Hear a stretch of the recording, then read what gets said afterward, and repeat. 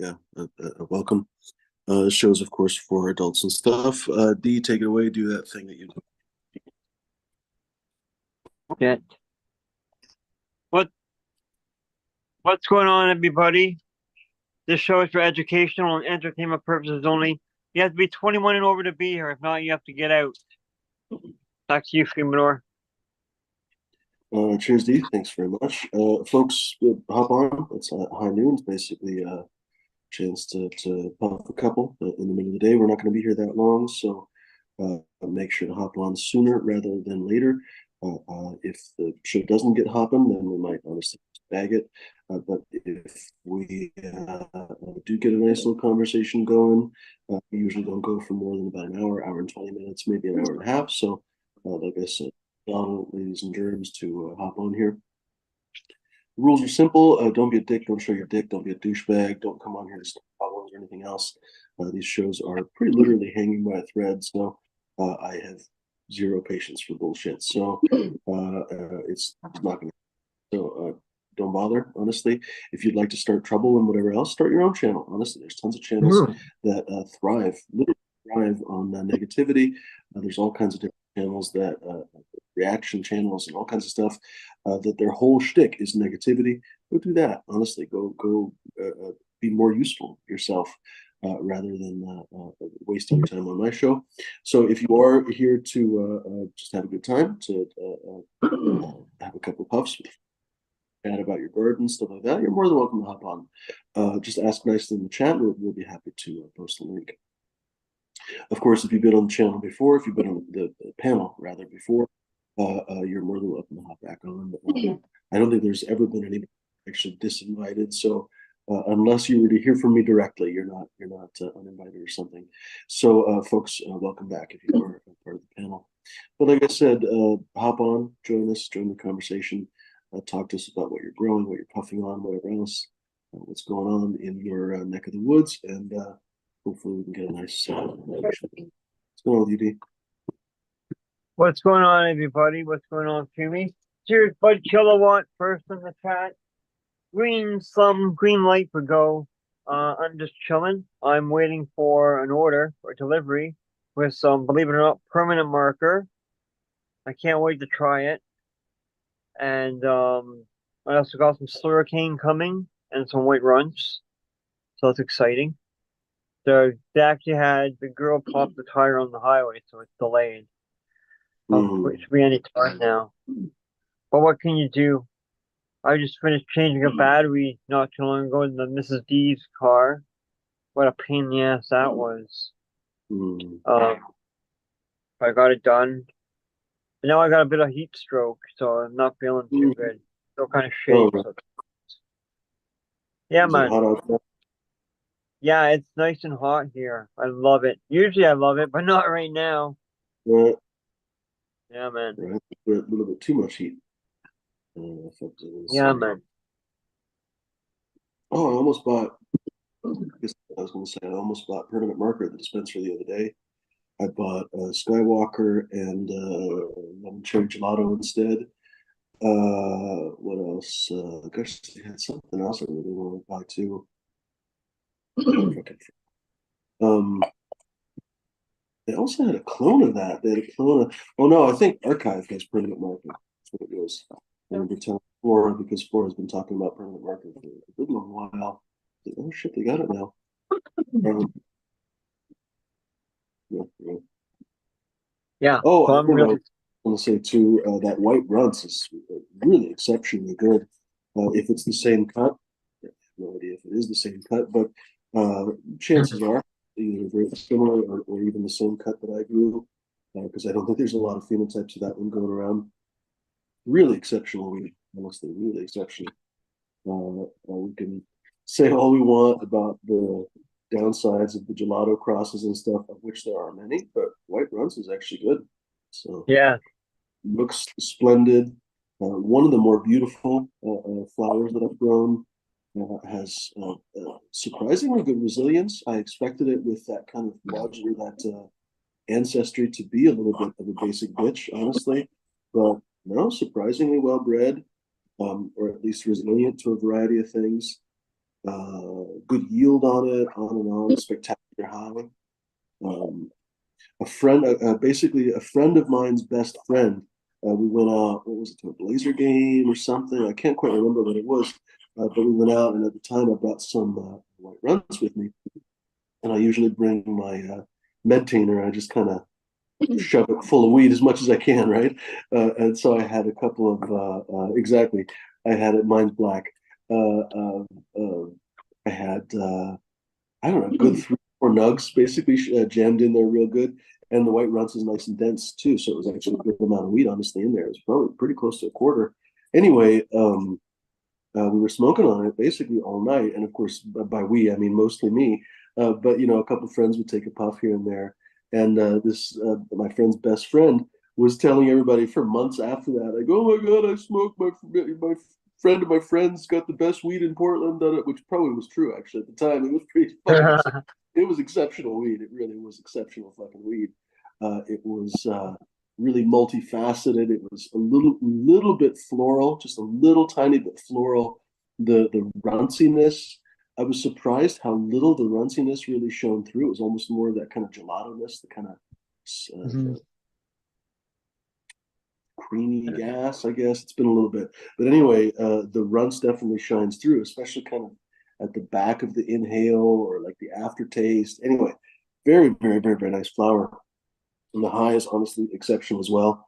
Yeah, it was good. So apparently it's seed junkie genetics.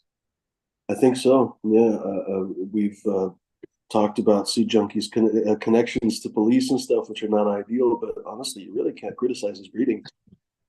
So far, so good. Everything that I've tried from him. So, and Flores said the same thing. Guy, he has a knack for it. He's got a good ability to run through um, phenotypes. So he has a pretty extensive setup compared to a lot of people. Definitely more than Flora and me. He's got access, evidently, to a lot of the hot genetics, and he's been able to use his own intelligence actually wisely, because there's a lot of ways to, how do I put this? Just because someone were to give you a bunch of really hot cuts doesn't really mean shit. There's been a few people in the sort of internet world that have gotten hot cuts from a few people and done shit with it, basically just honestly gone nowhere because they themselves don't really know much about weed, can't really grow very well, on and on and on. We don't really need to name names, but clearly he's not one of them. He's really done a great job. I'm not exaggerating. The weed is exceptional. Like everything that I've grown from him. I haven't grown that You permanent know, marker, but Laura has said that it's spectacular. I don't think I've even I can't smoked. wait. I've heard great things. It apparently tastes like a Sharpie, so that's kind of interesting, remarkable. I wonder what a Sharpie But tastes like. definitely, I've never tried. oh, you don't know? Well, not taste, but smell, kind of. I guess I've never tasted a Oh, okay. Sharpie either. Yeah, yeah, I know Um, what you're but saying. basically, something like 90% of taste is actually smell. Uh-huh. So if it smells like something, there's a good chance that it actually tastes like that as well. Anyway, oh yeah, maybe one day I could get C Junkie on the show. He's pretty big time, but maybe it would be fun to get him That'd on be the pretty show. cool. Yeah, he has some interesting things to say, and we could ask him. Honestly, I don't know. Perhaps he's receptive. Probably not, but perhaps he's receptive to talking about his kind of connections with the former cops. Like it'd be interesting to hear what he says about it. On some level, every time I talk about that, I think to myself, gosh, weed is one of these things that is sort of inherently, or the weed community rather, has been traditionally quite forgiving in many ways. And I think weed just in general teaches you sort of the weed lifestyle or something, or the experience of weed teaches you a little bit to be more forgiving. I don't know, maybe I'm reading too much into my experience with it, but whatever. I have always been a little bit puzzled how unaccepted people like that are. On one hand, like shit, those guys were throwing people in jail and everything else. It's a hard thing to just kind of forgive them. On the other hand, it's a very unweed thing to do. I remember what Bud Kilowatt was talking about kind of judging people for their. Oh, that was a little bit before the show. He was kind of telling me that, oh, so and so is a little bit of a fake Grateful Dead person, and so and so and so and so. And then he was like, well, fuck. the part of he kind of caught himself. He was like, part of being a Grateful Dead guy or a Deadhead, I guess, is not qualifying someone's deadheadness. And he was like, oh, who am I to judge whether someone's a fake deadhead or whatever, blah blah blah blah blah. It was kind of a Yeah. funny realization. Um, because I don't know, being from the outside, I can kind of say like, yeah, some of the people he called out, they're about as fake as a $3 bill. Honestly, that's more than evident.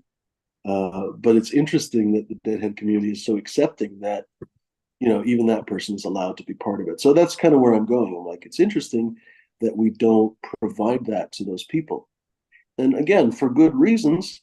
But it's still kind of interesting because I think probably even in the deadhead community, they would be a little bit more. I'm curious. Actually, I'm curious, Bud.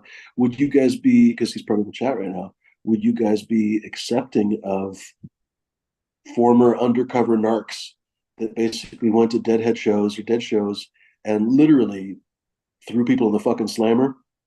Would you accept them having a change of heart or whatever and coming to dead shows and just being a real fan? I'm curious. I'm honestly curious. It's such a kind of a delicate line. Anyway, what's that, D?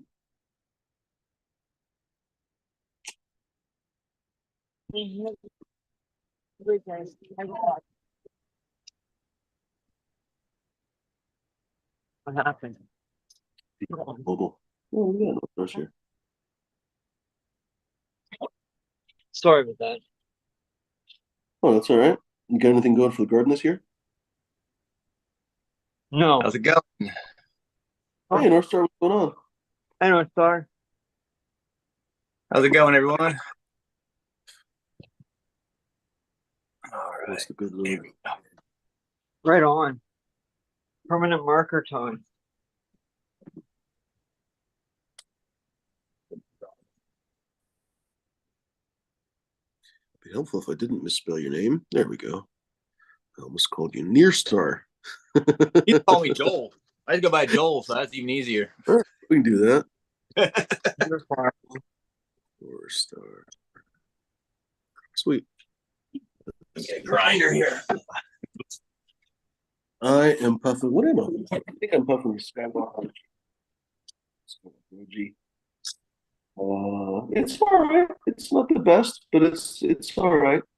I basically ran out of the weed that I got from.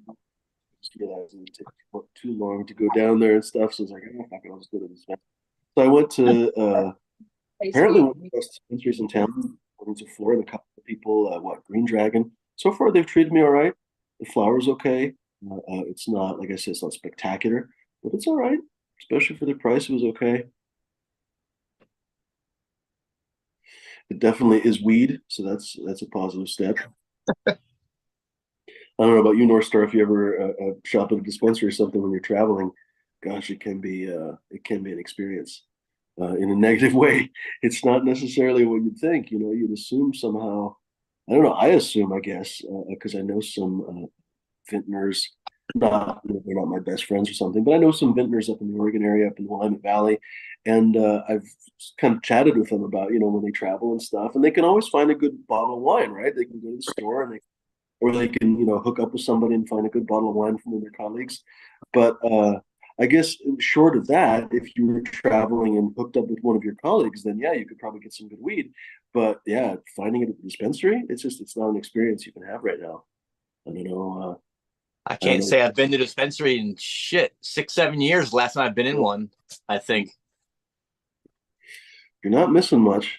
From what I hear, I'm not. I'm not really too interested in seeing what they have to offer. I know it sounds like I'll pay a lot of taxes and get a fancy jar or something and some old dried bud inside. That's what it sounds like half the time. Well, every dispensary is different, of course, but this place. Wait, the other place. Let me think. No, I got plastic bags every time. We went to Paradise Nest or some shit, a weed club basically here in town, and you're not actually supposed to bring your own weed, but I realized like I could have totally just brought my own weed. It wasn't, no one was checking, but whatever. Like a good little boy, I basically bought some weed from them downstairs, and then took it upstairs, and it was just in a plastic bag. They had their top shelf stuff was in nice jars and stuff. But I wasn't willing to spend like I think it was $65, $67 for an eighth. Yeah. I was just like, I just know I can't. And I got to smell some of the weed, and there was nothing really wrong with it. I'm not going to say there was anything bad about it. And some of it was from quote unquote reputable producers. There's a little bit of controversy behind some of them, like 710, but they're fairly reputable. But man, alive, $65 for an eighth of weed, shit on a brick. I don't know, man. Exactly. I'm thinking it was about 6 years ago. Gooey Breeder came over and he brought a bag of stuff from the dispensary. So check it out. I went to San Fran and got a whole bunch of shit. So we started opening jars. They were nice gold label, foil label jars. They look really fancy. These were all exactly $65 to $75 an eighth. That wasn't bad, but I wouldn't.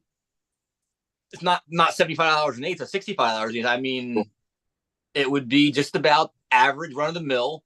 And then one jar actually smelled pretty good, actually tasted pretty good, but still isn't like, oh my God, I got to go to the store and buy a jar of that now. It's so good. So it's not like I thought willing to part that much money for an eighth of bud. It actually had flavor and smoked half decent, but it wasn't mind blowing. It wasn't like, oh my God, I'm going to get cuts of that. Can I go grow that somewhere? It was nothing like that. It was just, oh wow, this is actually as bad as the other stuff. It actually tastes like real good pot, actually. Honestly, this is going to be one of the biggest bottlenecks, candidly, we talk about, or at least on my show, we've talked about many times, the kind of connoisseur market, the cannabis appreciation market, because, I don't want to be too snobby about it, because everybody can appreciate good cannabis. But I think it's going to take so long for that to develop, because really at dispensaries, you're just not going to find very much good stuff. Every once in a while, you find something good, but even then, it's good-ish. It's not really spectacular. It's just kind of on the good side. I don't know what it's going to take to really flip that switch that you can find really genuinely good stuff in the market. I don't know, maybe just a complete reconsolidation and shifting of priorities in the weed market. I don't know, because the whole priorities I think are not there right now, and it's just very bizarre to me. Well, I'll tell you, originally coming from the East Coast, I mean, there was no kind of like cannabis culture in the East Coast growing up there that was open enough to where you could actually find somebody you knew that actually grew something decent. Even when I lived because I grew, none of my best friends knew I grew. You couldn't tell anyone. My mom didn't know I fucking grew pot in my house. No one knew except my wife. It's how it was. It was super so illegal. You didn't let anybody know. So there was no sharing of nothing good. You bought pot. It was something that was come from Canada, or you knew somebody that would move to California to school with, and they'd ship you something out. But there was never like good homegrown pot. So the idea that it's opening up places. A lot of the people that are going to shops and buying stuff, especially on the East Coast and so forth, this is more of a novelty. It's like, wow, it's not like I'm hiding in my garage growing it or smoking it. So it's just people living out here. Like when I moved out here, it's a totally different atmosphere in the West Coast. I mean, you smell pot when you walk into the Verizon store to buy a store. The guy has a bag in his pocket and he reeks. I mean, it's just like so open, no one even cares out here. It's easy to find pot from anybody that has, and it's usually better than what you'd find in the street in the East Coast for sure. So I think that the crowd that is going to the shops and all didn't really experience the cannabis community as it was in the West Coast here, when you grew and your neighbor 2 doors down had a little grow going, and somebody else you knew next hill over had a grow going, and people would share stuff. And it was just more open and common. Even when it was 215, people would have crops and bring them to the shop. Individual growers would bring a small crop to the shop and it would be available there. So you get to experience different farmers and so forth. It's all changed now to where it's almost like you're buying Budweiser at Walmart. And it's not, you don't have the big selection. And the people are kind of fine with it because they don't know. They didn't have that. People, especially people that are younger, like, you're getting into, you're 21 years old, you got to go to a dispensary now. Well, 5 years ago, when anybody just started smoking, it was still legal. So it was still dispensary bud. They don't know about, their uncle's best friend that grew the dankest shit on the hill for years and years and years. Now he's out of business because it's all the licenses, and all those strains are being lost to people, and they don't even know what good pot is a lot of times. Mostly what they're seeing is good pot, but they're being told is good pot on Instagram via pictures. And somebody is famous saying it's good. And it's kind of manipulating the market to what people even realize what good pot is nowadays. I think more and more people don't even know what good pot is. I should say good pot. They know what good pot is. They don't know what great pot is. You don't experience that often. Yeah, it's interesting that you say that. Now, granted, I don't really follow kind of influencer channels. So I'm probably not speaking with a whole lot of experience, but I've tried to, yeah, I guess I'm not really speaking with a lot of experience. So people in chat, feel free to clarify anything I'm getting wrong. But I haven't seen any pot influencers really that I would say are regular, honest to God smokers. I would say one of the closest maybe is like that guy Adam Adam Ill or something. I can't remember. He's a super loud Adam guy, the highest host or some shit. Anyway, he smokes, I think, pretty regularly.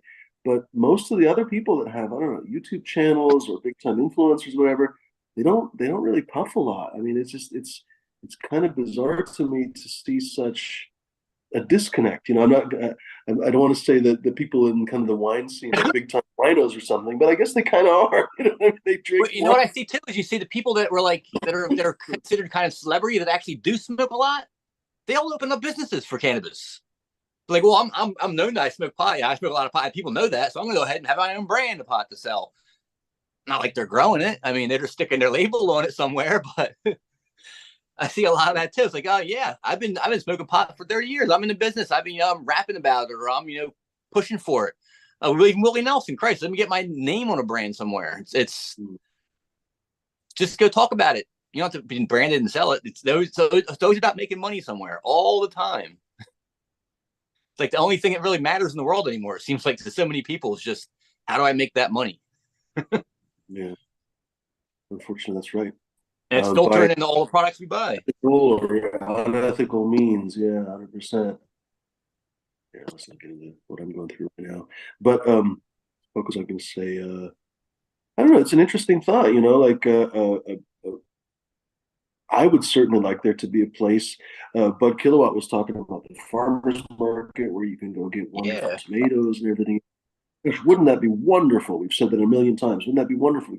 We could talk to the farmer and the grower. We could maybe sample, because you can sample the tomato. You could maybe have a puff of the weed or something. Maybe not a whole joint, but God forbid you could have a little puff or something, or a bowl.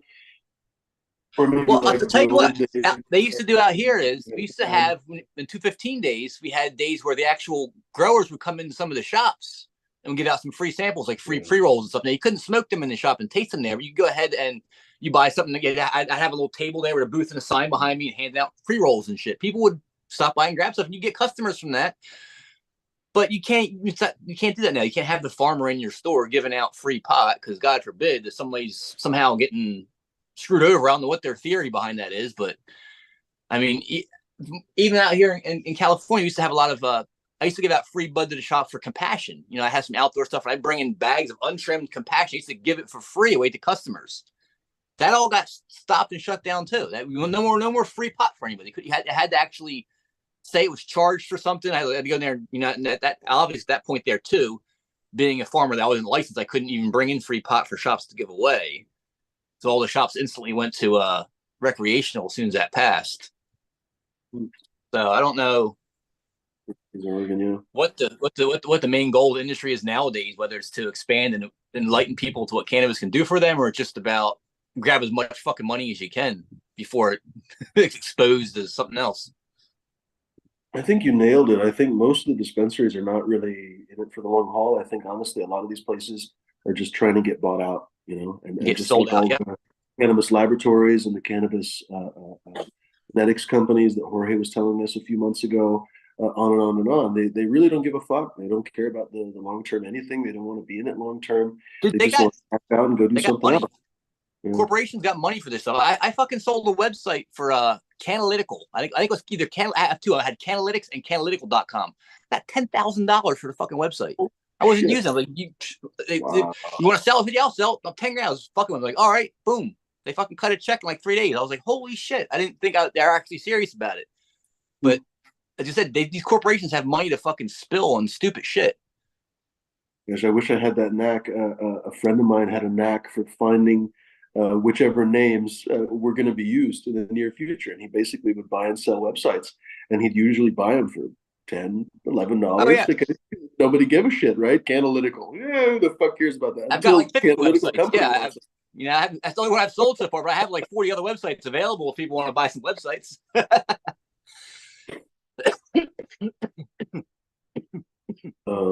It cracks me up though. That's a nice score. Uh, folks, hop on. Holy shit, we got North Star on here. We got well, you and me on here. Not too many other people, but folks, hop Go on get a here. fat joint. Dude, Right. can I just say that permanent marker is friggin' awesome? I just did Is it? like 2 puffs and I'm fucking wow. And it tastes like a permanent marker. Does it? That's funny. Shit, dude. It actually tastes good or not? Permanent marker. I've never chewed on a permanent marker before. I know, neither have I. That's what I said earlier at the top of the show. What does permanent marker taste like? Well, you They think it gave would me taste something. like? What's the strain? There's a strain that tastes like Play-Doh. Yeah. Campo, it's Candyland. It's not Candyland. Fuck. But anyway, it tastes like Play-Doh. Whatever the fuck strain it is, it tastes like Play-Doh or cut really. It tastes like Play-Doh. And it's funny because I don't remember as an adult anyway eating Play-Doh, but I kind of remember I must have eaten it as a kid because I kind of remember the flavor of Play-Doh. And so I tasted it. I was like, wait, this is like Play-Doh. I think there's certain smells that are so strong you can almost taste it when you smell it, kind of thing. Yeah, that's true Like I hear too. people like that's not that pot Yeah. smells and tastes like what is it I think of tennis balls being open. I've heard that one before too. I'm like, oh, I can't imagine that, but I know the smell of freaking tennis balls in the brand new container. It is strong. You can almost taste it. I hope I still have the same cut. I lost this one cut, and I recently reacquired Jack Herer again, and I really hope that it's the same cut. We'll see, once it gets tested. The one that I had this distinct, lemon, pine, earth, da da da, typical Jack Herer. It was literally the Jack Herer cut, but this particular cut also had a distinct brand new tennis shoe aroma. Like if you've ever basically gone and just bought a pair of tennis shoes, it had this kind of plasticky, polyurethane whatever the fuck. Like it just smells like a brand new pair of tennis shoes, honestly. Like if you sniff the bottom of it, I don't know. When I was a kid, I was weird and sniffed the shoe, I guess. I don't know. But it was distinct. And goodness gracious, so unique too. I would really like to get it back. So I hope I still have that one. I remember thinking that it was a similar kind of weird aroma to the kind of strawberry jam aromas that are in my Black Prince Ruby. And I remember thinking like, okay, that doesn't make a lot of sense, tennis shoe and a strawberry, but somehow they seem very similar. So I thought to myself, fuck, if I could mix those two together, yeah, hopefully I can do that in the future. Fuck, what was I going to ask you a little bit ago? Oh, I remember North Star. Good person to ask about this.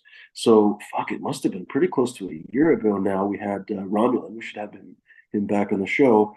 But we were talking last fall, maybe. Anyway, we were talking about weed and flavors and how weed tastes and stuff. And he was like, so let me just kind of stop everything for a second. He just kind of record scratched it. And he was like, so, we're talking about strawberries and bananas and this and that and blah, blah, blah, blah, blah. But like, doesn't it just taste like weed to you? And, a couple of us kind of giggled and stuff. But I remember thinking about this really a lot, especially after it must have been before. It must have been last year, actually, because I think in the interim, I went to Israel and I was there for 5 weeks unintentionally. It wasn't an intentional vacation by any stretch of the imagination. And I didn't have access to any fucking weed. I only smelled weed like 5 times. It's really common in Tel Aviv, apparently. You can find it on the street corner, evidently. But where I was, no goddamn weed. So I had a tea break. And when I came back, first of all, weed hit me like a truck and everything else was awesome.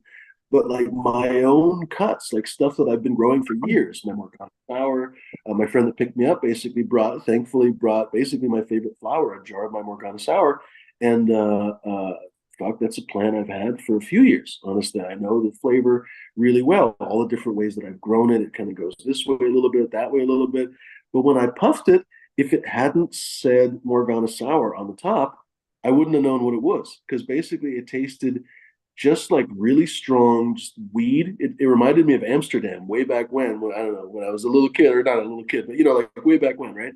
When first time I tried hash and a spliff and whatever, and it's super weedy, right? Like, cause at least the hash that I got in Amsterdam wasn't probably very high quality, super fucking weedy, super kind of green flavored, right?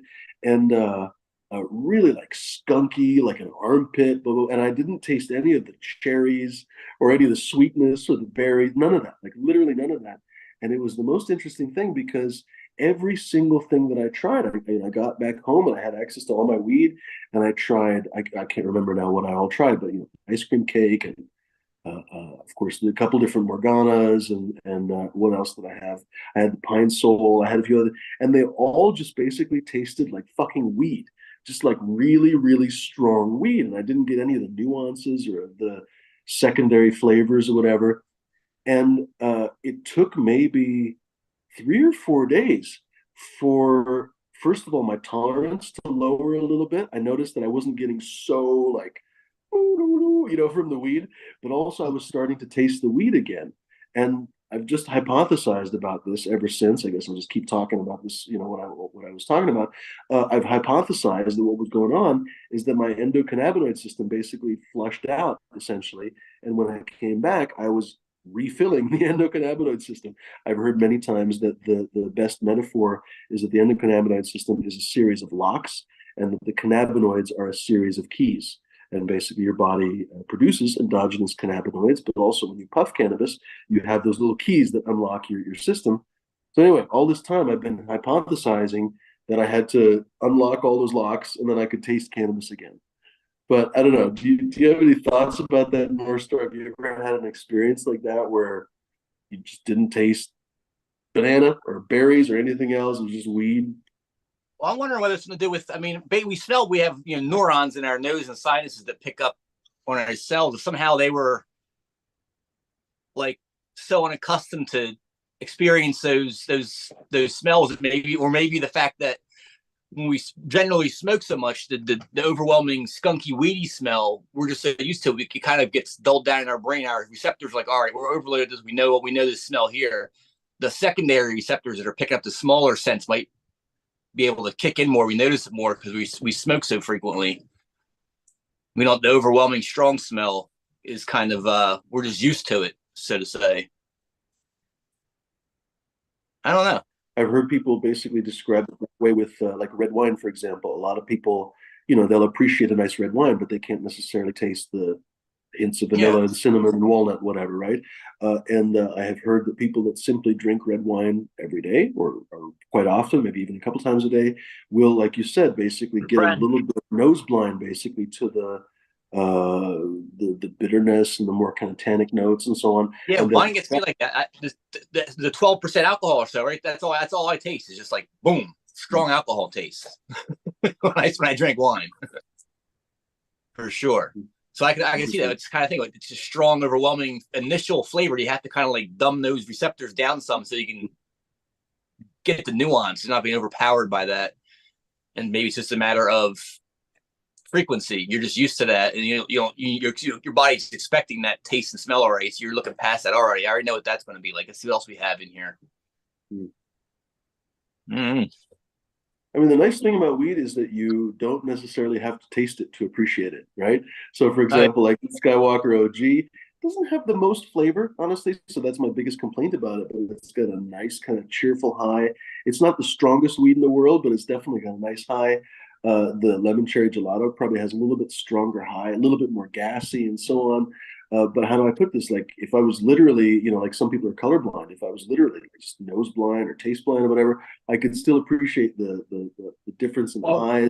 The gelato is probably a little bit stonier than the Skywalker is. The other weeds, a little bit racier, a little bit stonier, etc. Like Captain 420 that comes on the show. He said many times because he fell off a freaking ladder face first one time. Thankfully, not 2 times, but at least one time he fell that way. He's got a lot of problems with taste and everything else, and of course pain and so on. But he can still appreciate the experiential differences in cannabis, right? So that's a pretty wonderful thing. But I am honestly curious because, go ahead. Sorry. I'll say for sure. I mean, I spent years doing a lot of focus on flavors, trying to get a variety of flavors, and somewhat to focus on more sativa buzzes and highs. But I'm really seeing myself these last couple of years and going forward. More the focus is I had the flavors were locked down. They're there. Now I really want to focus exactly more on just the quality of the overall quality of the highs. What differentiates this OG from that OG or from this sativa or from indica. I want to be able to have that spectrum that just you can just stack this. If I lost my sense of taste or anything, I can still be like, oh, I'm in the mood for this. I still be in the mood for certain things. Pot, this wouldn't be pot. It wouldn't be like drinking like unflavored alcohol. It would still have a meaning. Like, oh, this strain makes me feel like this or that. It makes so I'm trying. I'm trying to focus more on the overall experience that any individual strain gives me, and work towards that to where it's uplifting, it's calming, is it anti-anxiety, is it giggly happy, is it the kind of thing where it's you're having a really really bad day and it just really helps you internalize and accept things and say, all right, I got this, no big deal, let's move forward. Is the kind of shit that can help ground you. You've been having, you're too fucking crazy and you got to sit down and just take it easy. You had fucking whole pot of coffee. You need to chill out now. This is come ground yourself to the ground, think things out, kind of thing. I think focusing more on the qualities of the highs is what's going to be the next level. So I can, you already had the flavors, combine the flavors and the highs, and you can start mixing them together. So if I'm in the mood for cherry Jolly Rancher, I can have that in something that's happy, uplifting, not too strong, so I can actually be functional if I'm doing stuff. And I still want that flavor. I can go back later in the day after dinner and smoke something that's going to really lay me down and mellow me out, but still have a good cherry Jolly Rancher flavor. That's what I'm in the mood for. So I think I want to see more breeding like that go forward to where it's the focus on the quality of the buzzes and uniformity of having everything comes out with a positive feel to it instead of having some couch locky strains mixed in with some real racy stuff. Try to start locking things down more and more. Yeah, I appreciate what you're talking about in terms of like differentiation. I've oftentimes wondered what is it that sets individual breeders apart other than just their personality? Because a lot of times when I look at, without being specific, a lot of different breeders, they're very cookie centric or they're very GMO centric or they're very OG centric, whatever. But you could almost just take the name off and kind of put the name on the other one, like if it was Velcro, you just kind of stick the name on other people. And a lot of times you wouldn't really notice the difference in a lot of different breeders. And then, like you say, a lot of the different breeders, I think, to kind of buckshot the audience, they'll have a lot of really stony stuff, which is, of course, the most popular. But then they'll be like, well, I don't want to miss out with the sativa people. So they'll just randomly have a couple of sativas, and there won't be any coherence really between the two of them. And then you hear, I guess, in the end, you'll hear from people that grew the seeds. They'll be like, yeah, I didn't get any keepers from any of the lines. Well, I think you have that, and the market is so hybridized. There's so much hybrid in the market that exactly if you're really doing lots of cherry pie, gelato cookie crosses and indica heavy stuff, indica hybrids, and then you come out with a sativa hybrid. It's still similar in your line. Well, where'd you get those genetics from? You just magically had sativas in all your cookies you're growing all of a sudden. I mean, or you're basically, have you been making selections towards sativa dominance for a while, or it's totally different stock? And like you're saying, it's not cohesive. So if somebody all they ever put out shows me this cookie gelato stuff and it's the hype stuff, but then they start talking about some kind of Panama soaring high, I'm gonna doubt that they even know what that is. I'm like, did you actually grow something that takes that long to grow, and or is this you just made some quick seeds and say, this is good enough, I don't have to worry about it actually being good? That's one thing that is honestly difficult. Maybe this is not exactly what you're talking about, but I guess I was thinking about this when Smash was describing one of his encounters with somebody. Anyway, I got to thinking about how many people bullshit in the cannabis scene, and how oftentimes people are just, oh yeah, I've smoked that, I know that one, yeah. Oh, I don't like that. Blah, blah, blah, blah. Like they front information that they don't really have. Am I making sense? They basically are posers essentially in certain ways, and in many cases they're experts. Like I put it like they actually are really knowledgeable. Like Pardon? Like bud tenders. Yeah, good example. What a poor job to have, honestly, because they're expected to know everything, but they're not in any way like trained or rewarded to know everything. So it's like, and if you are a great bud tender, like great, you're gonna make what, maybe $1 an hour more in tips. I don't know. It's that's something else. But fuck, what was I talking about? Nasty. I'm a little bit stoned on the Skywalker. And oh, I forget already. Dang it. I mean, I went to culinary school and I had a whole class based on wines. but they weren't handing out sommelier certificates at the end of that too. No, that was part of your culinary degree. You were not a sommelier. That's a whole separate schooling if you want to go to it. You don't. So I mean, exactly. Being a bud tender is kind of like being a sommelier for the bud, but yet they don't really have the experience or the knowledge base to begin with. What do you think about those sommelier programs? There's a few of them. I think probably the best known on the show is the Gangier on the West Coast, but I think there's one on the East Coast somewhere in New York. These kind of cannabis sommelier courses. Some people speak really highly of them. They're fairly expensive, but I don't know. What do you think?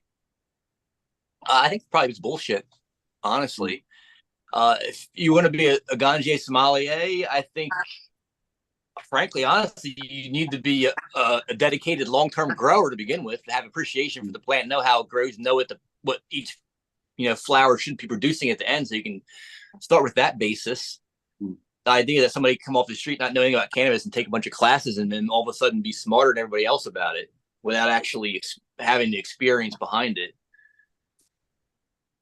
I mean, that'd be like having your sommelier you have at your winery being 18 years old, and they're a sommelier just because they've had all the certifications and classes and never had a fucking drink in their life. They never even tasted it.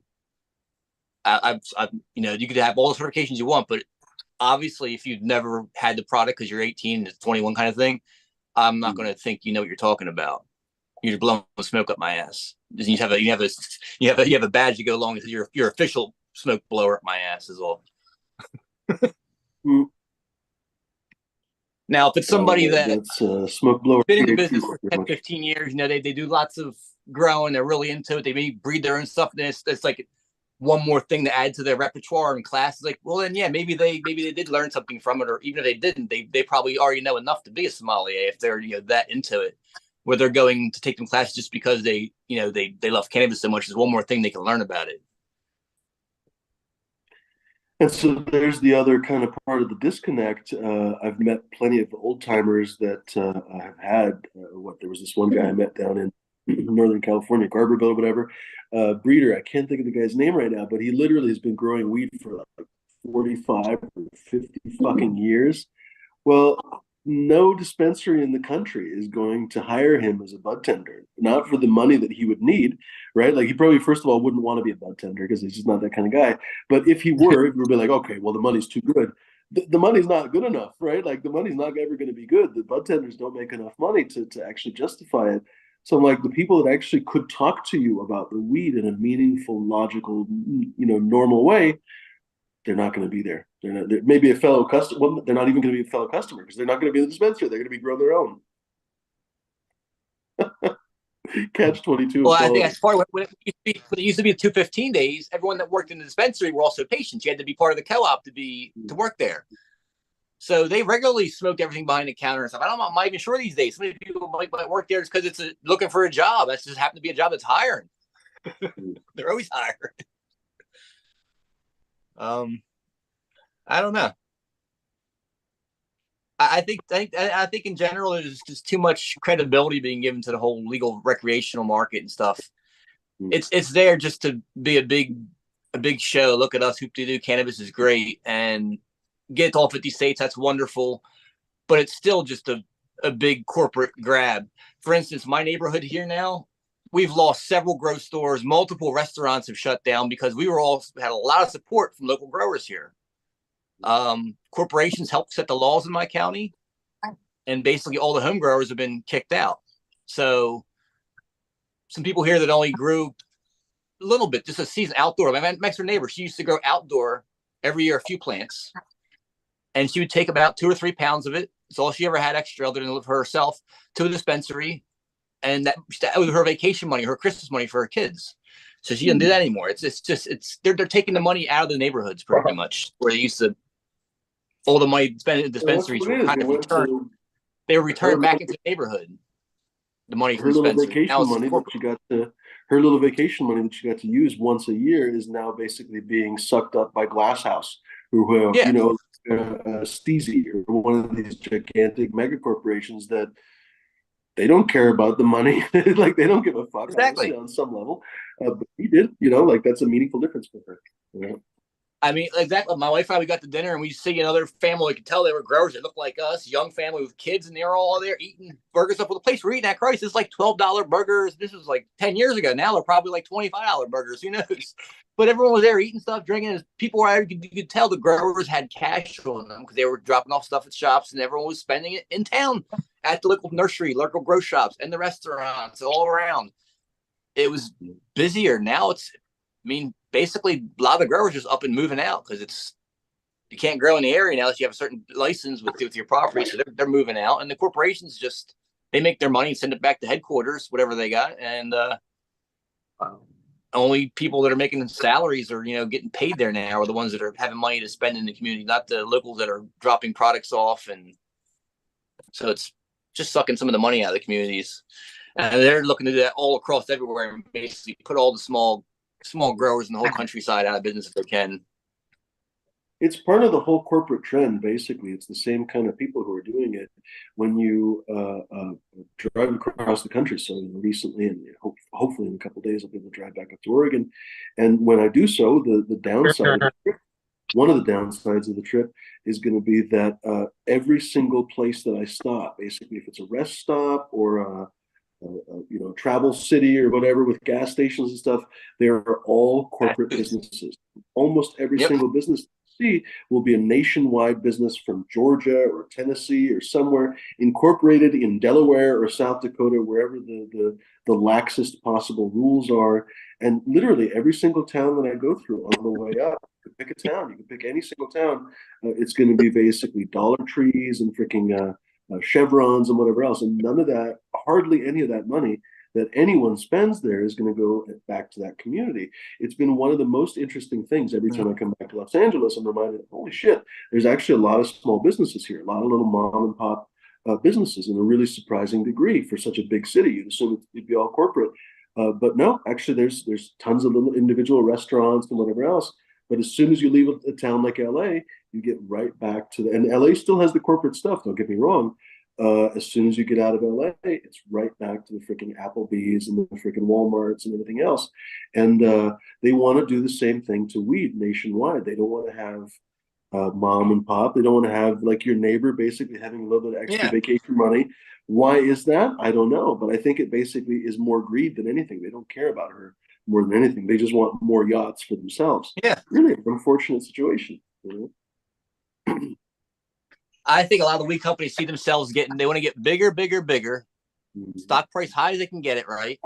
Federal government finally switches things over. Then now they're looking for a buyout. They're like, all right, Molson, Coors, who's going to buy us out now?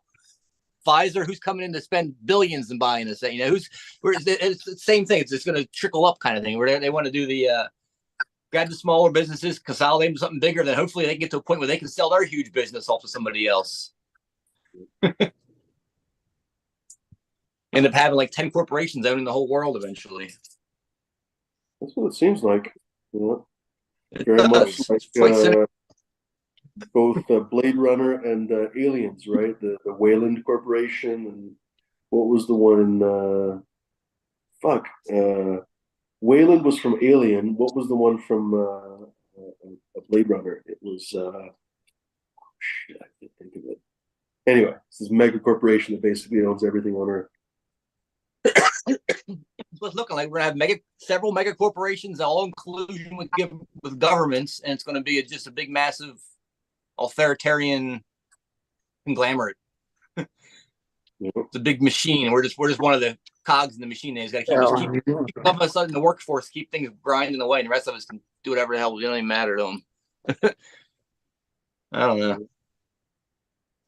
Yeah, that's one of the most frustrating things about the whole weed community. Or honestly, you can say the same thing candidly about AI impacting creative jobs. People like, wait a second, AI was supposed to remove drudgery. It was supposed to remove like the stupid jobs that nobody wants to do. Why are you removing the jobs that everyone does want to do? But no, that's the ultimate irony of fucking capitalism. Like wish upon a monkey's paw and you get what you get. Yeah, you know what? It's actually the AI stuff starting to bother me recently. I've watching the Olympics, right? I've seen the commercial coming on, and it's this dad talking about his daughter seeing the Olympic runner run, and he's like, "Oh, you know what?" And he asks AI, to help his daughter write a letter to her.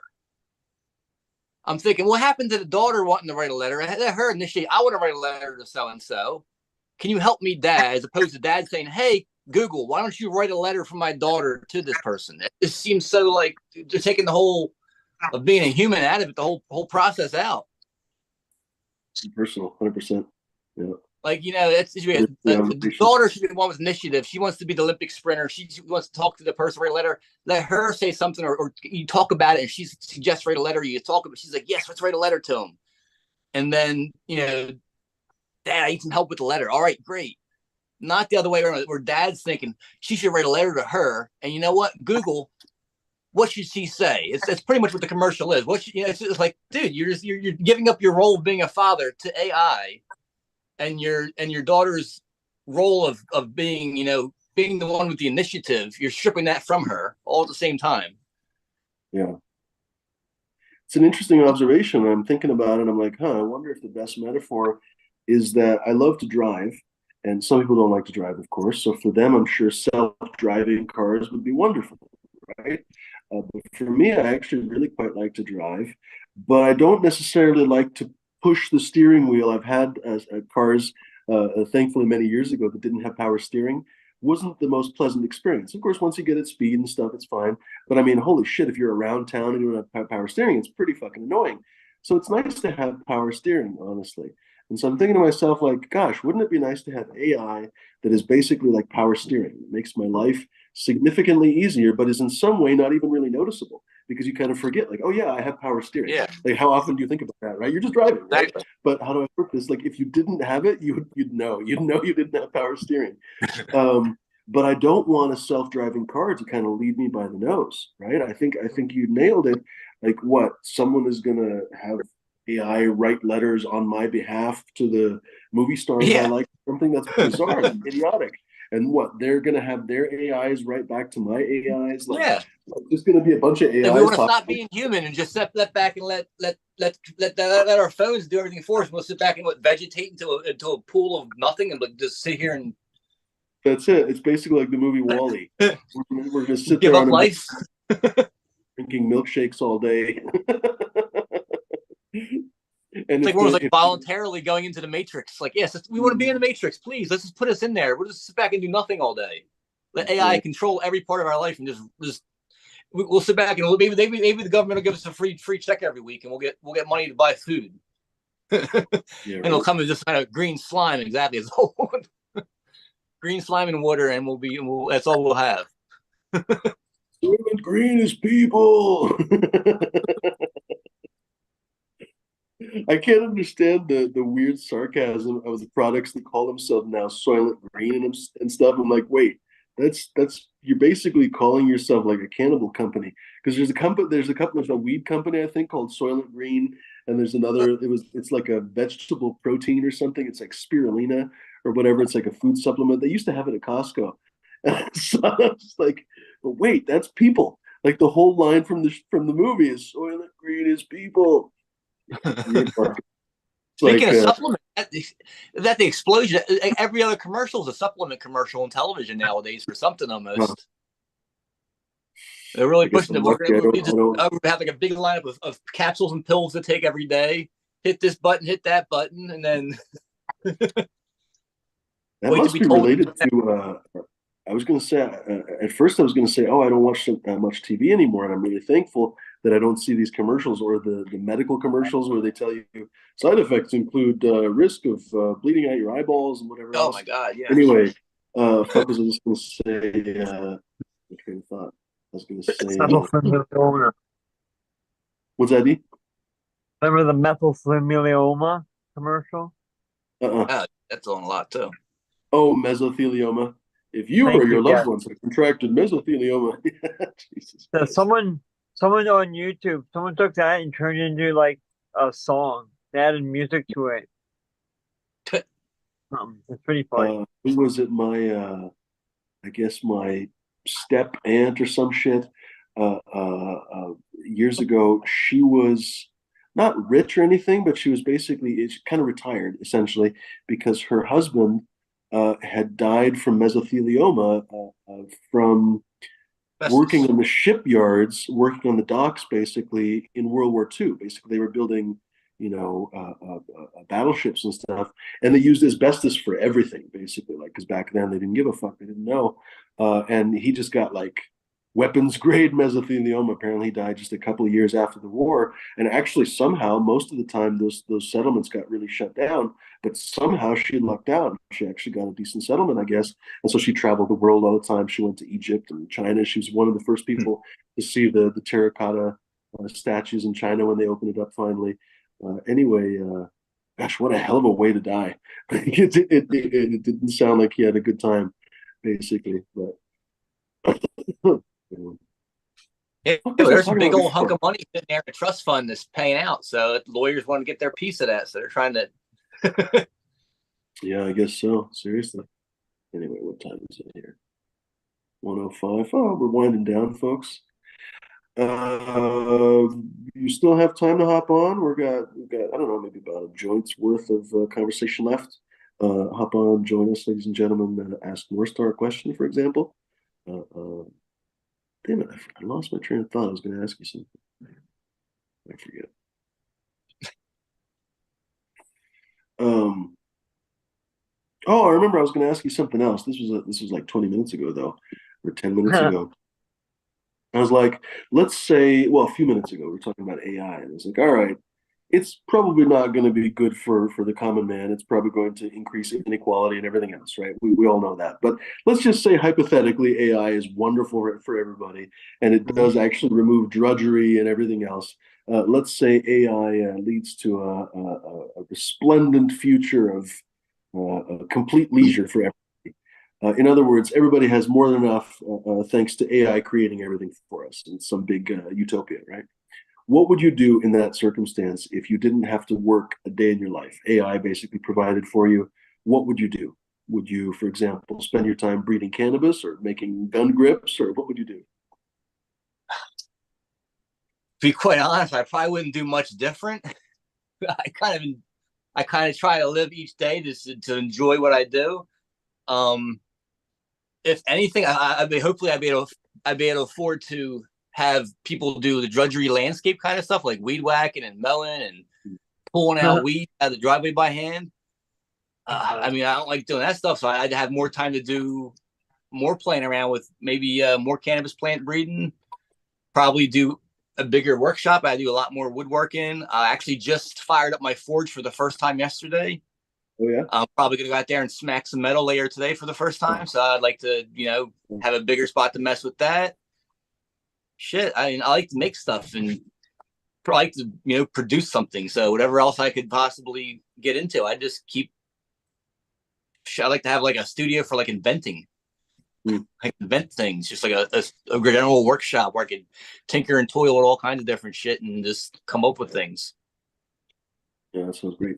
Tell us about the forge. I think you mentioned maybe a few weeks ago that you were building a forge or talking about it. Tell us about it. Did you put it together yourself, or did you buy it, or what did you do? That was a bought forge. I had to came with had like the wool with like the fiber wool blankets inside. I had to put rigidizer on them first, and then refractory cement to get all that sealed up because it burns off fibers that are bad, like carcinogenic and really fucking bad for you. So you had to seal all that up so not many loose fibers anywhere. Basically, yesterday I fired up just to make sure that was all cured up really well. Just a propane forge, a small little single burner. It was only $95, maybe $90 is all. Ooh, wow. I have an anvil that's not very big, maybe I don't know, a foot across the top.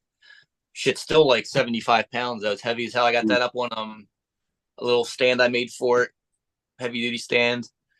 And then I have another little stand up area that I have a small knife grinder, say 40 by 2 inch belt on it. It's a Grizzly. I got that for like less than 300. I think maybe 300 with the shipping and all. That was pretty good I mean, it's beginner size and it's not, 72-inch belt or anything really big or expensive, but I can actually lift it up and bring it in and out of my shop and everything. So it's all set up outside of my shop behind my house. I have an area that's in the shade still. and it's covered with a metal roof and everything, and I have it set up under there. I still have to find a quench tank. Right now, we went to the like we had a state store down the street. It has all like they buy people's houses out. And they have all kinds of shit, random shit all the time. You can actually go there, and if you know what you're looking for, you can actually go there and find shit and make money off of it. I mean, they have everything from like 8 tracks, records, paintings. I mean, you go, they have people's freaking photo albums. Their pictures are still in the photo albums and shit. You never know what you find. You never know what you'll find in this place. This unloaded people's entire houses into this place. So I went there looking for a quench tank, didn't find what I wanted. Basically, they had, but I could pots and pans I could have used or something. But I have extra of that at home, so just trying to find something that's kind of narrow and cylindrical. It's got handles and a lid and heavy duty, so I can move it around easy still. But I end up using a freaking probably as a pot from the kitchen that we don't use anymore. And are you going to be making knives and stuff, or what are you going to be making? A lot of stuff actually. I want to make knives for sure. I like knives. But I also have my deck. I have this metal grating around it, and the way I had it set up, I had to buy these metal sheets that were all custom size made. And the way I have my post set up, like, you know, I can show you here. You can see it from here. Let me see if I can turn my camera around.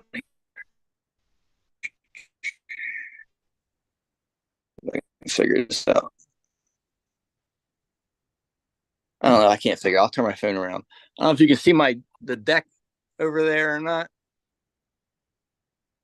Well, the on the corner, the post that comes down is still a little bit of deck on the corner, and where the post comes down to the corner is a little space, and I framed it in, but it's still open, and by code it's too big. Something could go through there because it's still like 1.5 feet by about 2 foot tall, the open space.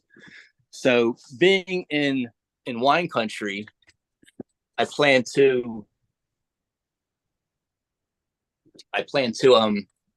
get some stainless steel rod basically and hammer out some vines and some leaves and fill in each of the little. I have 4 rectangles in either end of my deck and then 2 in the middle, and fill all 4 of the rectangles in with stainless steel leaf motif that'll match. The railing's all stainless steel in between too.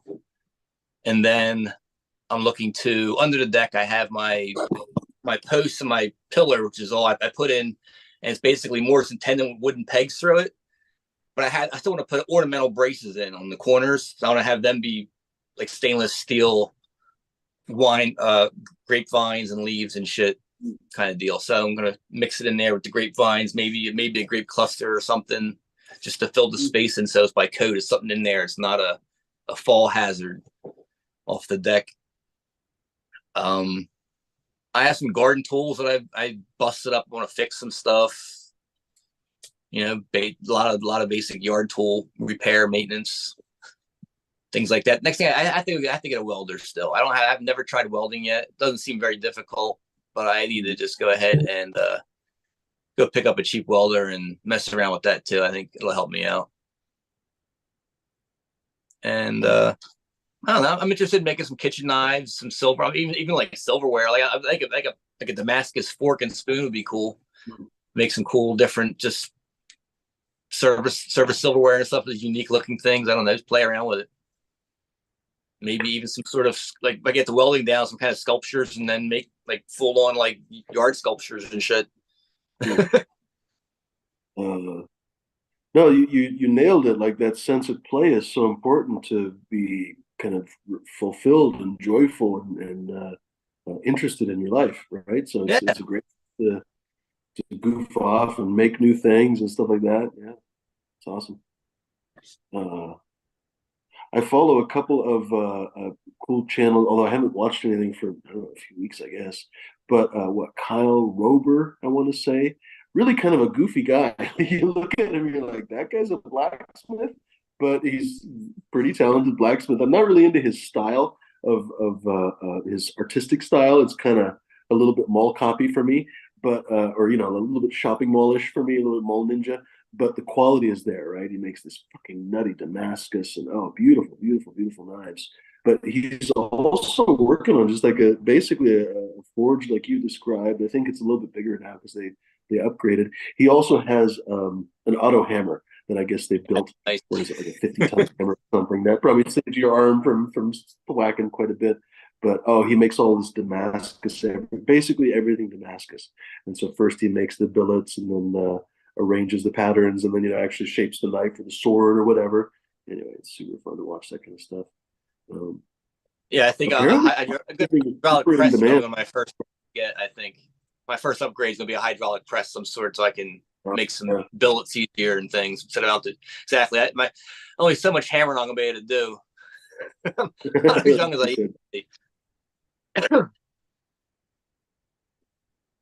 And as a matter of Should that, I look mean, on shit. Facebook. When I started getting into construction when I was right out of high school, we used hammers quite a bit, but we were using nail guns already by then. So it wasn't like I didn't grow up in the time where construction was all hammer all the time. It was maybe like 20% of the work was hammer work, and the rest of it was all still nail gun work. So shit, I'm not used to swinging a hammer all day long. That's an interesting point. I want to say when I was a kid, there were still some carpenters, actually, that you'd hear the thwack, Oh yeah, thwack, thwack, as they're whacking the nail in. But now all you hear is right. It's like that hydraulic sound. It's kind of funny. I mean, they have a hammer, but they hardly ever use it, right? Just to yeah. adjust something. I mean, when I was started, all of them they were all basically hooked to a big compressor. So you only had to fit so many compressors on the job site, and if it wasn't electricity there, you had a generator running. So a lot of times you had like one or two guys that had nail guns. They were doing a lot of the major framing. You had one other guy come along. He was hand nailing. He was hitting the bottoms. He was top plates, tying shit together, throwing in the braces all by hand around the whole job, doing other stuff because you couldn't get around everything with the goddamn hose as easy. And those guys were basically just throwing up walls. So, yeah. Nowadays, they're talking about 3D printed houses. It's apparently it's not quite viable yet, but there's already companies in what, Holland or Belgium. I can't remember exactly. There's apparently some test companies in the US that basically are doing it. So before long, they're going to be 3D printing fucking houses. Robots are going to be putting them together. It's going to be weird. There's a lot of good technologies out there for house building nowadays that incorporate. There's a lot of stuff I've seen. I really like the ones where they inflate the balloons and they concrete with the reinforced concrete over the domes, and they can even the concrete they can even cover them with earth and make entire like earthen houses. And I feel like I've seen that. That's a hilarious image. and they have a big balloon structure. They inflate the whole thing, cover it with rebar, and then they spray concrete over the whole thing, and then take the balloon out after it dries. And they got this big dome structure. And they can do whatever with it. They can cover it with dirt or leave it as is. And Amazing. Can you imagine showing that to an ancient Roman and basically just like showing them the whole process of blowing up a yeah, balloon, pour concrete on the top? They'd be like, "Wait, we could save so much time." and that, I mean, it's all complex dome structures, and they go down and bust it out, and it's like, bing, boom, now there in a week. Amazing. Probably a concrete base in probably a few weeks, but still, it's remarkably fast for complex designs. They're not setting up all kinds of scaffolding on shit, and it's not nowhere near crazy you would think. And being the shape, it's inherently strong design too. Yeah. There was a story just the other day about I don't think it was about Paul Stamets, but it was about basically a related business to one of the businesses he's working on, whereby they're working on mushroom mycelium as a building substrate. And so there's all these different versions of it, whereby I don't think they have the capacity to like grow one mushroom and it'll build a house or something. I think that's kind of far fetched. But basically, the idea is to create essentially mushroom blocks, basically, and then CNC carve them basically on site into a usable fucking habitat. And that's kind of a freaking ridiculous idea, but honestly, why not? Right? It's really um, well insulating material. You can waterproof it really well. It's biodegradable, et cetera, et cetera. It's fairly inexpensive to grow, on and on. Like, what a genius idea, honestly. I wonder if it's like, I guess you'd probably just have to reinforce the building. I was going to say, oh, is a mushroom block house earthquake safe or whatever? But again, you'd probably just use rebar or whatever. But anyway, interesting. I wonder what the houses of the future are going to be, right? Like, it's going to be made of mushroom. Well, I mean, it's getting very user friendly. My neighbor, the guy's he's got to be mid-60s, maybe 70 years old, the oldest. I'd say early mid-60s. Anyway, he's handy. He's got a workshop and everything. he just built his wife a little library of independent, like a she shed. It's real nice, and it was like a Lincoln log set. It had like pre-cut flat boards that had notches in there, and he stacked them all up around the windows, the whole thing. And it looks adorable. It looks like a little like Lincoln cabin kind of deal.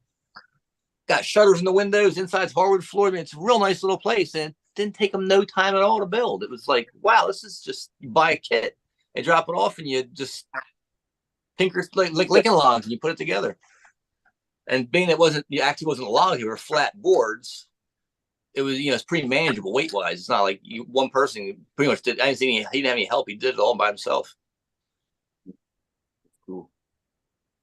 It reminds me, there's apparently going to be, well, I don't know if this is for sure yet, but supposedly there's going to be some loosening in the whole the SawStop patent rules, basically. Anyway, SawStop is this company that has an automatic retracting saw blade when it senses flesh, and so you basically cannot cut your finger off, which is the number one problem with table saws. You cut your fucking fingers off.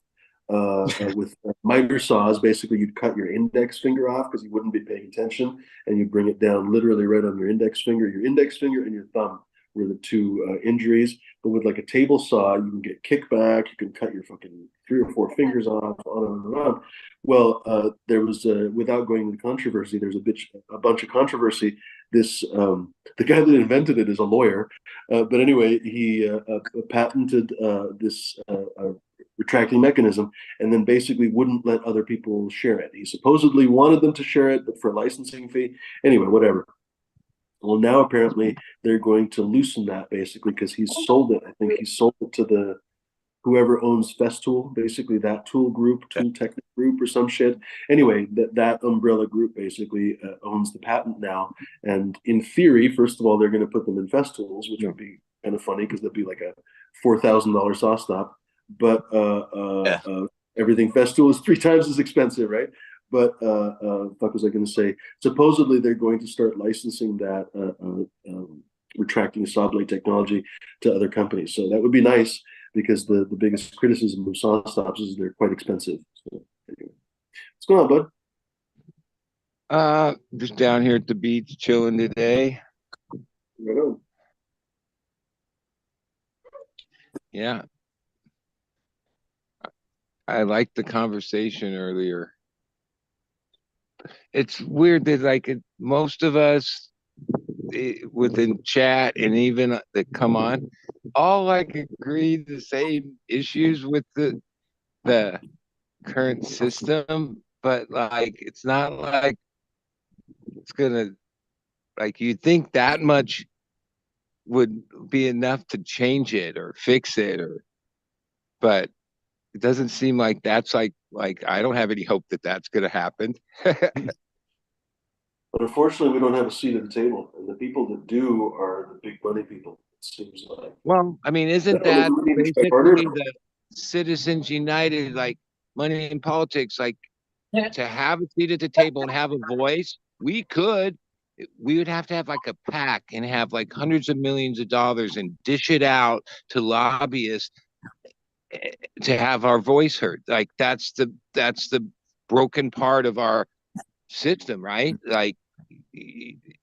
Any issue has to have that, right? What do you think? The wheat farmers don't have that? The corn, they all have that. Industry, a quarter of our size have that. Of what are nationally. I mean, eventually it's gonna take that, right? Because that's how you get laws changed or passed. I mean, once it becomes federal, then you're going to have to play that game. States work the same thing, just at a little smaller scale.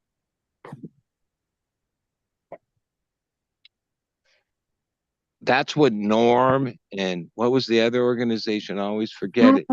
Yeah, that's why they asked for donations. And back then, money was different, but they were a semi-voice during the first legalization, and that was because there was money to spend doing it.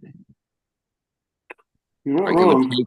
It would take, first off, you would expect the biggest players to dish in accordingly, right? But it would take everybody. The problem with that and why it doesn't exist is no one could agree on the basic principles of such an organization, right? Like that's where it gets complicated because certain people want to see it a certain way, other people want to see it a different way. Not only that, but an organization like that would benefit different people in different ways. You know, think about it. Cookies, for example, a great example. They sell genetics from time to time, right? They famously sell genetics. They have these seed drops, make a fucking buttload of money. But realistically, they probably wouldn't really encourage home grow. And Right. Those are okay, I the might be conflicted with different stories, but I've heard in Michigan, basically, they were part of the group that was trying to cut down home grow. those Might be issues would wrong. come up. Those issues would come up.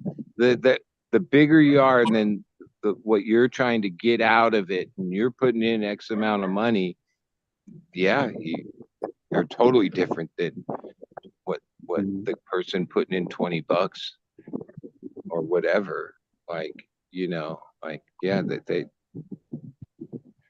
I mean, what I mean Yeah, by it I is think that they're okay, in some weird way are fine with the way it goes because they're gambling on this one thing. At a certain point, this bigger corporation is going to come buy them for some astronomical amount of money.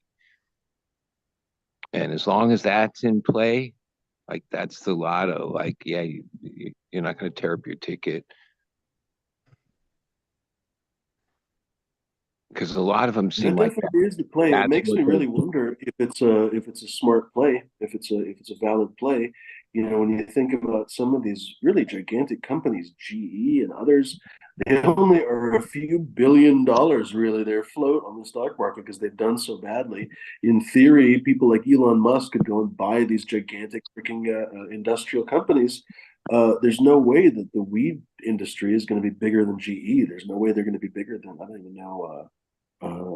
You don't even have to go Well, to Apple or look, one of these. they've done this.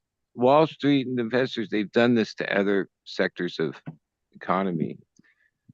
And if you look at that history, yeah, they buy a couple and then they use those to squeeze the rest, right?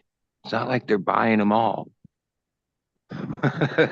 Most likely, yeah, Cookies would have been smart taking the 800 million a couple years ago when he laughed it off because yeah, they won't take him. They'll take somebody else to take him out.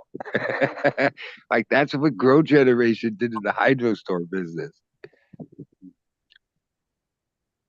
They bought all these stores, paid all this money, and then yeah, systematically are shutting them down.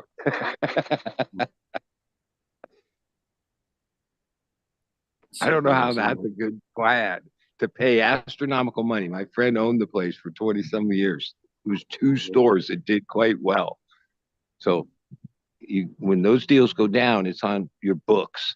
Oh, how much money do you, okay, he never has to work again in his life. He couldn't say no. Okay.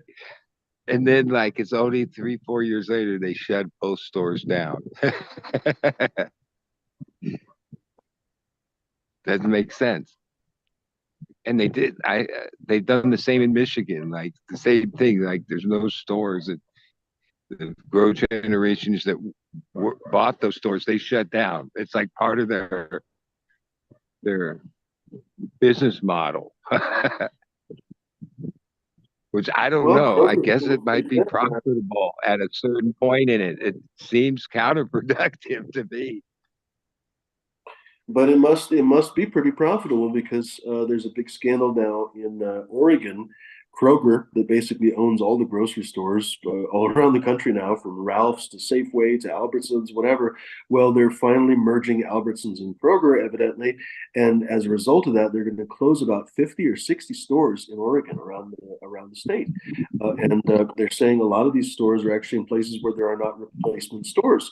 So they're like, how does this make any fucking sense that you're basically closing down these stores? Well, anyway, corporate says that it makes sense, right? Corporate says these stores cost them. Here's the thing I fear with the current direction of grocery stores. What used to make sale prices was Albertsons had to compete against Vons, who had to compete against Ralph's, who had to compete against it. Like that. That's it. Now that they're all owned by one, okay. No, they put a different pricing strategy in play. They don't have to compete against each other. They are just one thing. So, okay, who loses in that deal? The consumer, for sure. Mm-hmm. No doubt. And like this is like basic antitrust monopoly laws that existed for hundreds of years in our country that just aren't being enforced, or somehow they figured out a way around it or something. Because every once in a while the Justice Department makes something, nothing ever comes of it. It gets litigated forever. Oh, they pay a little fine and some little thing happens and they're bigger than ever at the end of it. That seems to be the last 20 years of that level business. Not like, oh, we need to fix this problem and bring true capitalism back into play in our country and break them all up. Like, they're too powerful, you know, like, even if that's the obvious solution, they're too powerful. I was going to make a joke about powerful, but I can't think of one right now. I mean, Folks, there was a time when like Walmart was so powerful. Now they're just Mama. like Walmart. Like they're not even that. Like it's just Walmart. You know. well, they're still gigantic, but Amazon is basically eating their That's what she lunch. said. Nice, D. I was just going to say, we'll stick around for a couple more minutes just because Bud hopped on here. It's fun to Well, see and him. most likely why Kroger and that thing has happened is basically as a counter or way to survive against Walmart. Like once you unleash this, it's no. Where does it stop? That's what I say to the ladies all the time.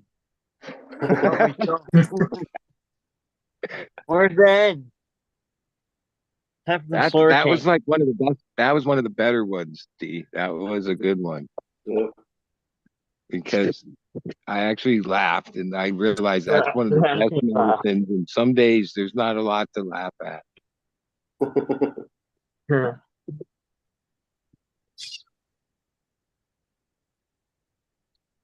So I was going to say, we'll stick around for a couple more minutes, folks. Really not all that much longer because I have some stuff to do. And so I got to bounce. But folks, you're more than welcome to hop on here for the last couple of minutes. I'm going to roll this little tiny joint or spliff or whatever this is. It's not a spliff because there's no tobacco, but a little tiny joint. I'm rolling some slurricane. I'm gonna try the slurricane now, and then I gotta head out after and go grocery shopping. Yay. What are you going to buy, D? Anything exciting or just the same No. paper and Coffee and cream. I gotta restock up. It's on sale. I used to know an old timer who was, in fairness, shithouse crazy, but he drank 12 pots of black coffee every day because and I shit you not, this was literally what he thought that water would rust his pipes. He thought that water would literally rust him on the inside, but that coffee, I guess maybe because it's acidic, wouldn't. So he drank probably 100 times the recommended human dose for caffeine every single day. Man, I'm not quite there yet. Shot. I'm not quite there yet. Close, but not there. That close. You're still at 6 pots of coffee? Yeah. Lube and wet wipes. Well, exactly. let me say, today's the last day of the sale on my website, on the Gen X Supply website. The big 40% off sales. Today is the last day of the month. So anyone looking to get a big deal, July 40 is the code to use on geneticsupply.com. Nice. What are some of the standout favorites that you Everything recommend? on the website. What do I recommend? Well, it always comes down to what you're looking for. I mean, well, for you folks recommend looking for something north there's more than just my stuff on there too. Yeah, I know I've heard a lot of good stuff from the Vortex crosses that Seed Groundbreaking has done. Some fun stuff on there. They have the Vortex F3 on there. Let's see what else. Actually, shit, my lie. I just dropped the Third Dimension menu a month ago or two. Some really good stuff on that menu there. I came back with a new Colombian menu again this year. That's a really one that I'm actually doing some work out of that one in the near future here. Some really fun sativa stuff on that. Nice Colombian leaning, upbeat, but most stuff I've worked back most of the stuff back a little bit from the edgy Colombian buzz, so it's a little more mellowed out, so it's not anxiety inducing, but it's still fun. So I don't know. That's what I recommend. I like upbeat, fun stuff. So that's the route I like to go. Right on. Cool. Always good to see you too. What were you saying, D? Greenfinger just got a pack of something from North Star. I just lost my chat. There we go. He got a pack of Sweatshop. Yeah, I just sent that Sweatshop out to him. I gotta go send tracking when I get done.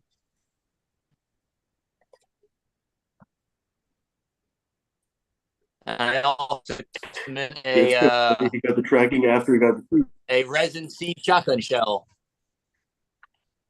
Let me see if I have one. Hold on. I think I got one of them. A resin seed chocolate shell? Greenfingers lives in this weird magic zone where, like, it's not like he's close to anything. But there was a time I barely got to the post office. It was like 4:45. And I sent him a package, and it came like at 10:30 the next morning. I was like, what? How did it got there that quick? Like, but it did. It's amazing. So that's a resin shotgun shell. Okay, now I made. Yeah, it's like a snap cap or a dummy round. Oh. Actually, the ones on the website actually have their colored now, so they look more like a regular shell. But I sent Greenfingers one of these here along with the sweatshop. That's cool. Did you 3D print it or what? Nah, I make a silicone mold out of real shotgun shells, and then I fill the mold with resin. I got you. Right on. So, pretty simple. I need to get a pressure pot so I can get the bubbles out of deep in the bottom.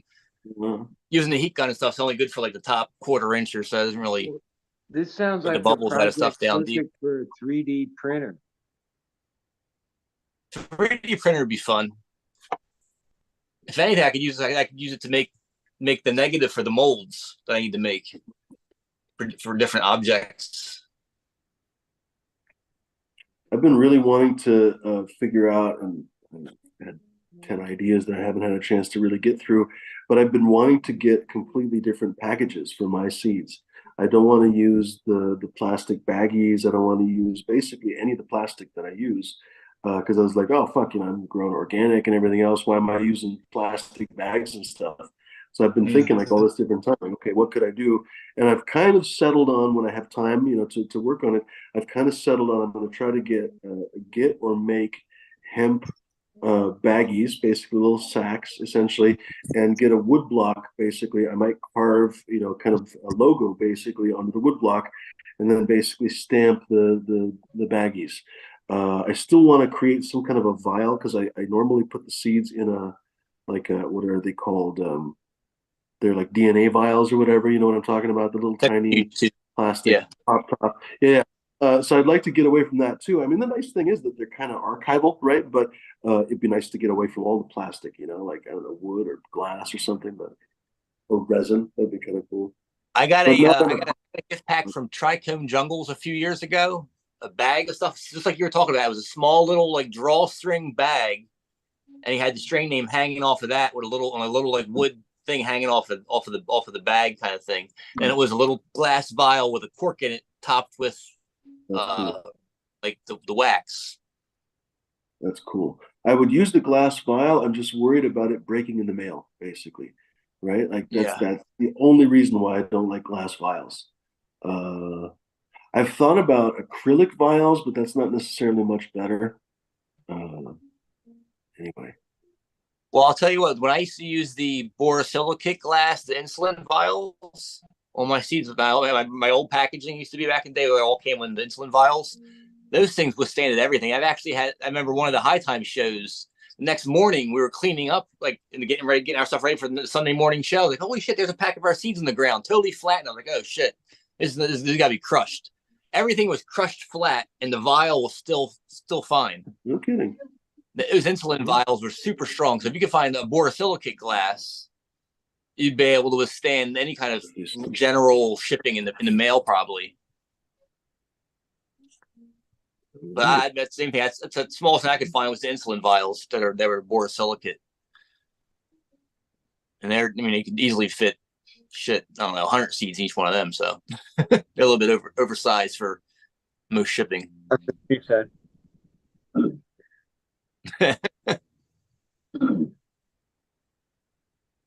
Yeah, I don't like you try to cut back on the amount of plastics you use, but yeah, like so many areas that like if you like eliminated them, oh no.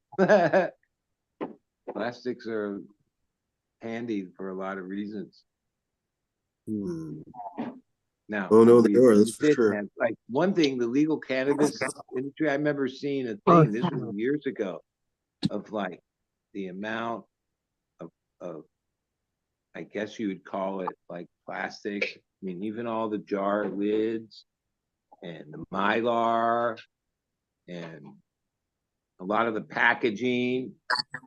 Yeah, that's I mean, you could make an alternative, and you'd think cannabis would like from the beginning just say, yeah, we're gonna have alternative, but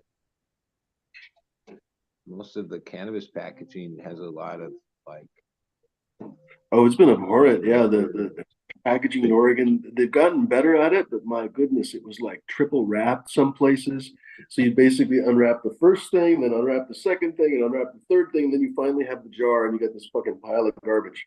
And finally, you got the little jar of weed, or the little jar of hash, or whatever. Oh my absolute ass! They finally, thankfully, got better at it, but yeah, it was ridiculous. Well, they were complying people code, whatever code. saw that and years ago started like being the businesses that supply all that.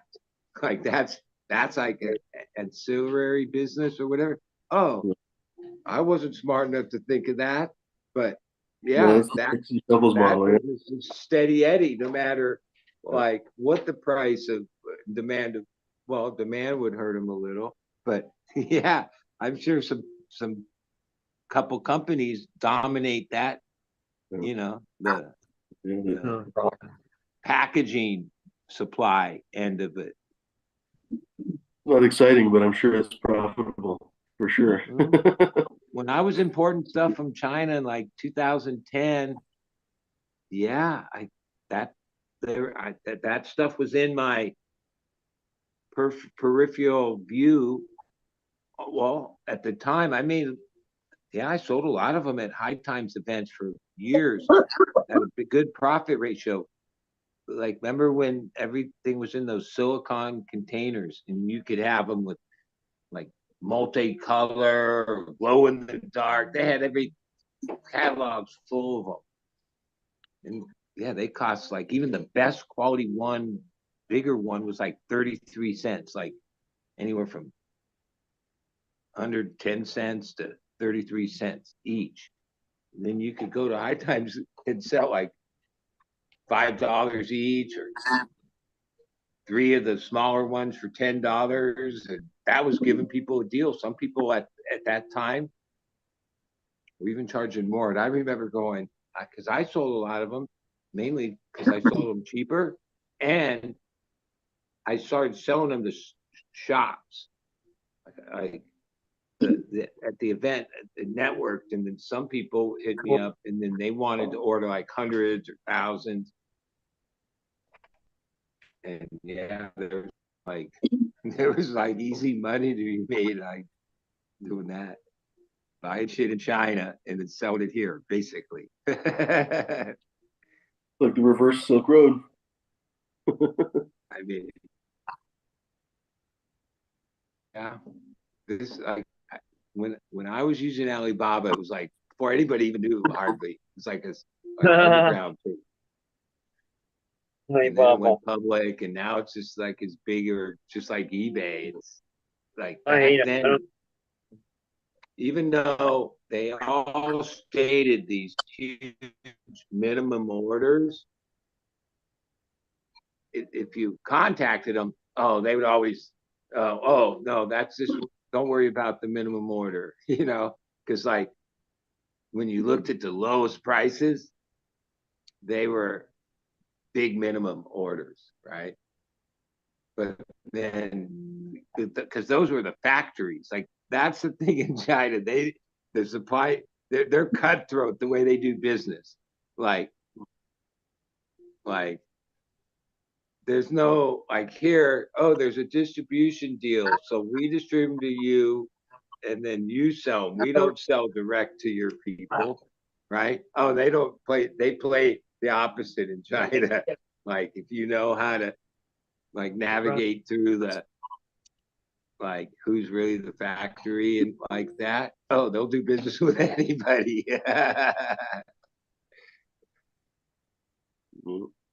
Like I remember, I think it was PAX or back then there were certain companies that tried to like get a factory in China to make something proprietary for them. That was the key to their thing. It would usually take like less than a year, 9 months to 12 months. But then there would be like that factory would be selling like basically a knockoff version. It just didn't say it didn't have the PAX tag on it. Or I think it was PAX, but it was like Yep. a couple companies got caught. Oh, they paid and had a contract and all this that said, yeah, this is our proprietary design. And then, yeah, they would just knock it off like within so much time. Whatever was popular, oh, that same factory would sell it to you for like, yeah, pretty cheap. Even though they had a contract that said that was like somebody's proprietary. Nice. Well, gentlemen, I got to cut like this short. There's no what do you call it? Like to pull the ripcord. they don't have any copyright or they don't adhere to that. It's like cutthroat business, even amongst themselves. Right. Yeah, they don't care at all. Gentleman who wants to go first, go for it, North Star. All right, sure. Thanks for having me on. Yeah, man. Hope everyone has a wonderful day out there. Summer's already, we're heading into August. Summer's getting by us. Get out there and take advantage of it. Mm-hmm. Peace. Everyone have a good one. Yeah. Later. Go for it. Yeah, everyone have a good rest of the week and see you on the weekend. Mm-hmm. Yeah, man. Cheers, buddy. Come on. Go for it, D. Thanks everybody for tuning in. Thanks for all you chatters chatting, lurking, watching in the background. You can find me on Instagram D_zombie_. Also on YouTube where I do shows, pre-shows. You can find me at DZombie_745. Everyone have a great week. Oh, by the way, Saturday takeover. Later, everyone. Thanks, Jimmy, by the way. You're welcome, D.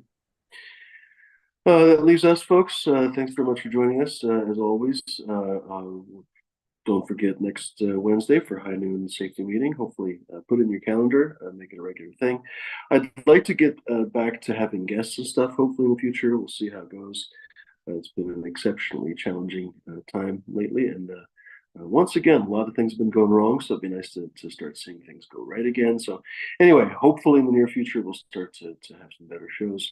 In the meantime, tell your friends, subscribe. Don't forget to catch up on old shows, basically. There's plenty of them that we have. Spectacular guests, spectacular discussions with those guests, etc. So anyway, take a look. Other than that, friends, friends and other people, because there's always some, non-friends watching these days. It's so bizarre to me, like that's whatever. Not worth going into the whole psychology of YouTube people. But anyway, folks that are watching, I guess we'll just use the royal you or whatever. Thanks for watching. Hope you guys puff something wonderful. Be kind, be decent, be gentle. Don't be fucking pricks, dicks, or lunatics. See you guys, I guess, on Saturday. Oh my, how weeks fly by. But anyway, see you guys on Saturday, and